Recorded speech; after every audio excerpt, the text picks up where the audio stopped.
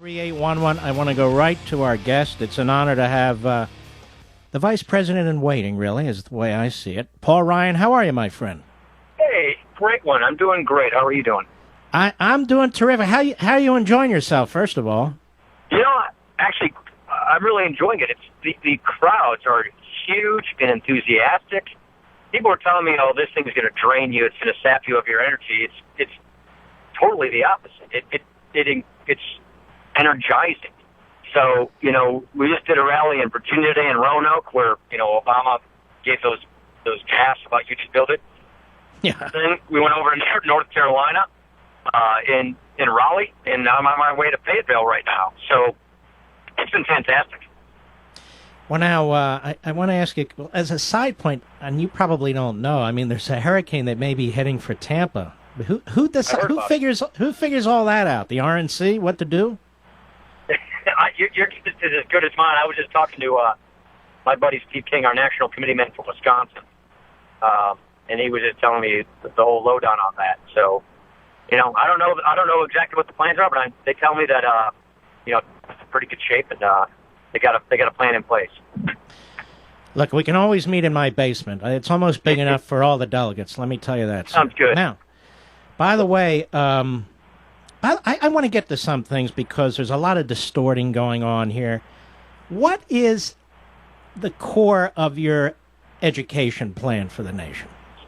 Well, number one, our education plan is dealing with the interest. We're getting a bad connection. Just shift the phone a little bit. I can hear you fine. Can you hear me okay? Now I can. Oh, yep. Oh, no, sorry. I'm holding over by the window. I'm just on the highway here. There we go. The core of our education plan is to put parents back in charge. To respect federalism, respect states' rights, but do what we can to deal with the interest groups, namely the teachers' unions, that are standing in the way of parental control and choice in education. And for adults, people who've lost their jobs, who are mid-career, you know, we have 47 different job training programs spread across 7 different government-floated agencies, and we don't even really measure whether they work or not. Consolidate all of that so that people can get not a bureaucracy, but get a scholarship to go back to school and get good skills to get back into a job for the 21st century. So it's local control, parental control, choice, and stop standing in the way of these kinds of innovative education reforms that, you know, say Scott Walker in Wisconsin or Bobby Jindal in Louisiana are putting in place. Be an enabler and a facilitator of those kinds of bold reforms, and don't try and block them like the Obama administration did. And you know, stop the DC school choice program. I mean, that's it. There's an issue where the federal nexus is very clear. And President Obama stood in the way of the poor inner city kids in DC from having their parents get the choice to send them to a school that actually works. And you're from the state, in Milwaukee, Wisconsin, and frankly, our group litigated part of that case with Polly Williams and Governor Tommy Thompson. School vouchers, school choice. I mean, it seems to me we need to have more of that kind of activity, particularly in the metropolitan areas and the inner cities where we pour an enormous amount of money into these schools and it's just not working effectively. Do you agree? Absolutely. Look, Milwaukee is the perfect story about how these ideas work. I was with Bobby Jindal just the other day, who was showing me how much they can get a kid through a voucher, a much better school, much better education for a whole lot less money than bureaucracy is consuming today. Throwing more money is not the issue. It's having competition and choice is the issue, and getting these kids in these poor inner cities out of these traps of poverty and into decent schools that their parents can send them to. And that means you got to stand up to these interest groups that are blocking that. And Scott Walker did it, just like Tommy Thompson did in Wisconsin. I saw Bobby do a great reform that he's in the middle of delivering on right now, and there are governors across the country. Bob McDonnell's doing the same thing in Virginia. Jeb Bush worked on this in Florida. You know, the laboratories of democracy are proving that educational choice is working, and that is what I would argue is probably one of the big civil rights issues of our time. Can you succinctly tell us what the Romney-Ryan economic plan is to try and liberate this economy for small businesses, all businesses, economic opportunity, wealth creation, job creation? Because on the other side, all we hear about are these crony capitalist projects, more taxes, more government. What is the Romney-Ryan plan? It's a reversal of Obamanomics. It is cut spending, get the deficit and debt under control, stop the regulatory juggernaut, which is picking winners and losers in the economy from central bureaucracies, bad regulatory reform, clean up this tax system. If there are loopholes, lower tax rates for everybody, trigger economic growth. Get energy from this country because we have energy in this country, all of the above. Coal, natural gas through fracking, oil, nuclear, all of the above. Get trade agreements that work for us so we can make more things in America, grow more things in America, sell them overseas. The skills issue we just discussed on education for people K through 12 and above. And we've got to basically send the signals that we're not going to have a mountain of uncertainty plaguing the economy the first of the year, but a liberation. The idea is growth, it's opportunity, and it is not to look at people who are successful in society with envy or resentment, but with pride.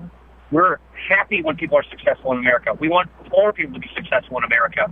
The job of government is not to fix the pie and redistribute the slices of the pie. The job of government is to protect our natural rights, to promote equality of opportunity, so that entrepreneurs, small businesses, the American people can grow the pie, and we can have growth and opportunity. That is what the Romney-Ryan administration is going to do from day one. Now, Paul Ryan, I mean, shouldn't we be trying to learn from successful people, holding them up as examples of how things can get done in this country? I just did a rally at SMT Manufacturing, owned by a really neat lady and her two daughters who run this family business. They, like 80% of American businesses, file their taxes as individuals. In her case, she's a subchapter S corporation. They're working hard. They're a metal fabrication and coating business. They have 80 people that work there. They work really hard. And President Obama wants their top tax rate to go above 40% in January. You know, the Canadians just lowered their tax rate on all their businesses to 15%.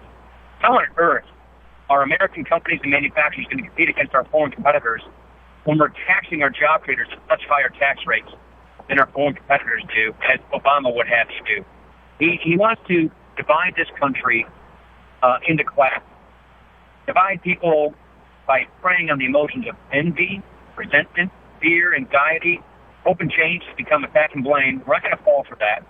We're proud of success. We're proud of pro-growth economics. We're going to do that. And I really believe, Mark, from the bottom of my heart, we can trigger an American renaissance. We can get this economy turned around. We can get people back to work. We can get people in good jobs, higher take-home pay with careers. And we can be the port in the storm, the whole economy.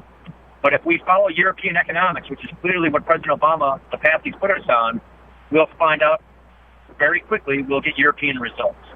And so the president can't run on this failed record.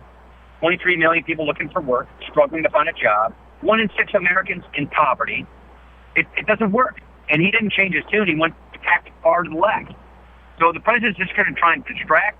He's going to try and divide. He's going to distort and demagogue and try and win this election by default. And we're not going to fall for it. We're going to give the country a very clear, principled choice of two futures. All right. Do we still have a connection? You still there? Yeah, I can hear you fine. Can you hear me okay? Yeah, you're very good. I have 2 more questions. I want to get them in here. Succinctly put, what is the Romney-Ryan Medicare plan? Stop Obamacare, which raids Medicare and puts our board of bureaucrats in charge of cutting it and price controlling it that hits current seniors. Repeal every inch of Obamacare and all the damage it does to Medicare. Don't make changes for people 55 or above. They already retired or they're about to retire. Keep that promise to them. In order to be able to keep that promise, you must reform it for my generation, those of us 54 and below.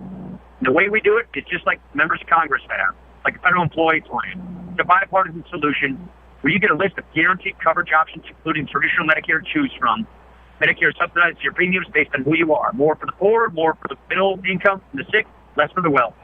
Choice, competition, it works, it brings down costs, increased quality, and it's phased in so we can keep the promise of Medicare for those who are in or near retirement who will experience no changes, which is a clear contrast to Obamacare, which raids Medicare and puts a new board in charge of price controlling Medicare, which will lead to denied care for current seniors. I mean, the truth is Obamacare cannot survive at this. In other words, Obamacare and Medicare cannot simultaneously survive, really, That's right. can they? He turns Medicare into a piggy bank to fund Obamacare. How many times have you heard people complain about how the Social Security Trust Fund was being rated to pay for all these other government programs? Well, that was never the case before with Medicare. It is now with Obamacare. When you pay your payroll taxes, next time look at your FICA tax. Those taxes are supposed to go to two programs, Medicare and Social Security. Now, because of Obamacare, they also finance Obamacare. Mm-hmm. That's wrong. We're going to repeal that. We're going to shore up Medicare so it's there, so people can count on it. In order to be able to do that, you must reform it for my generation so you can keep the commitment to the current generation and avoid a debt crisis and a bankrupt Medicare program. All right, last question, because I know you need to go. Foreign policy. I am concerned. Red China is on the move, particularly in the South China Sea. They're also threatening Japan.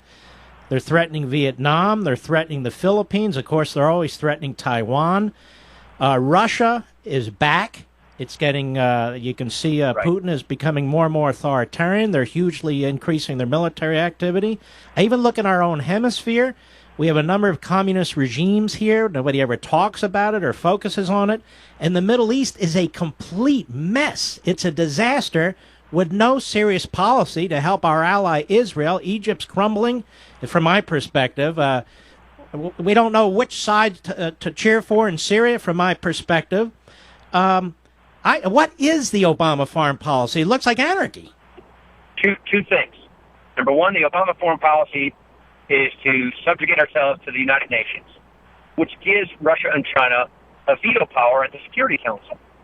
So we are giving these two countries you mentioned, these two powers, who do not share our values, undue, needless, unnecessary clout because we're running everything through the Security Council. That's point number one. Point number two, these reckless defense cuts that the president is promising in his budget and his lack of leadership to deal with these devastating defense cuts that are coming at the end of the year mean we will have a Navy that is so small we haven't seen it since the likes of the era of the 1917 time.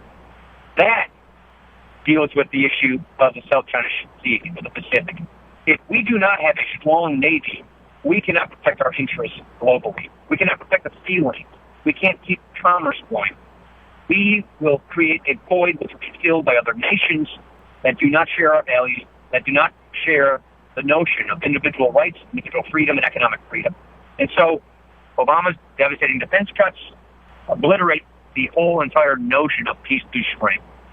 We will reverse that. We're serious about that. And we're not going to run everything through the UN, which gives these countries veto power over every little move we make. We believe in peace through strength. We believe in a strong national defense. We believe in forging stronger ties with our allies, and that combined with peace through strength means our adversaries respect us more and are not as willing to challenge us as much. Well, we believe in trying to get you guys elected, and by as big of a margin as possible, winning the Senate, winning the House, because there's really no other way to start turning this around. I know you're not a magician. Romney's not a magician, but we got to start somewhere. We've got to start now, Congressman.